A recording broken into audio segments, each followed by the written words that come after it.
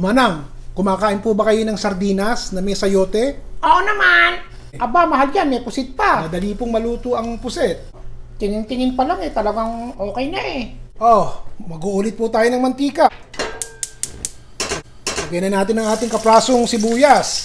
O, kamatis. 2 kamatis po ito Yan na po natin ang bawang. O, lutuin nyo ng maayos yan. Pag mabango na, tsaka natin susunod yung second ingredient. Okay. O, lagyan na natin yung sayote. Hiwa nyo ng sayote. Maliliit lang dapat para madaling maluto. Pampakulay lang naman. Maglagay po tayo ng carrots. Dito pa lang, sabawan nyo na. 1 cup po ito ng tubig, Wala pang timpla yan, sarapan po natin sandali habang pinapalambot natin yung ating gulay. Optional. Lalagyan ko po nito, chicken cube.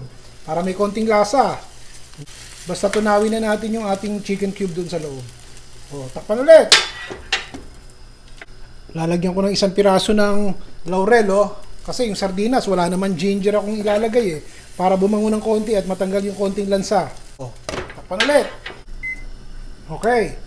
8 minutes. Palagay ko naman malambot na itong sayote natin. Timplahan ko na ng paminta, konting paminta. Patis. Konti na lang yung patis at maalat yung sardinas. Filipino way. Half a teaspoon ng asukal, optional. Konting nor, 1 tablespoon. Ang nor liquid seasoning. Halo. Lalagyan ko palit ng 1 cup na tubig, 1 minute na lang at okay na. Okay. Narinig mo yun. 1 minute lang po yun. So, ang total na pagpapakulo natin to para lumambot yung sayote, 9 minutes. Ngayon, ilalagay na natin ito. 3 lata po ng ligo ito. Kasama na yung sabaw. Yan. Sasama ko na rin po itong puset. Ito pong puset, 200 grams lang. Natira lang yan Lagyan natin ng suka. Nalinis ko na po ito. Kaya lang, pag may suka, para mawala yung konting lansa. Yan. Babad natin sandali.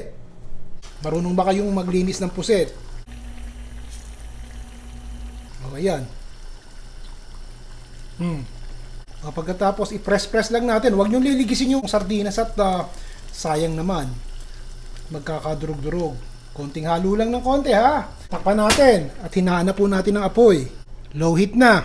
Ngayon, kung gusto nyong medyo may konting noodles, lagyan po natin. Ito po yung isang maliit na bungkus ng sotanghon. Nababad ko na po ito sa mainit na tubig ng mga 10 minutes. Lagay natin. Kompleto na yan. Halo. Takpan pa ulit natin. Low heat, another minute. Tapos. Kape. Tutuloy ko na po. Binuksan mo na ba?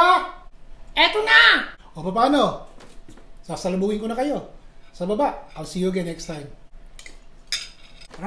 Manang.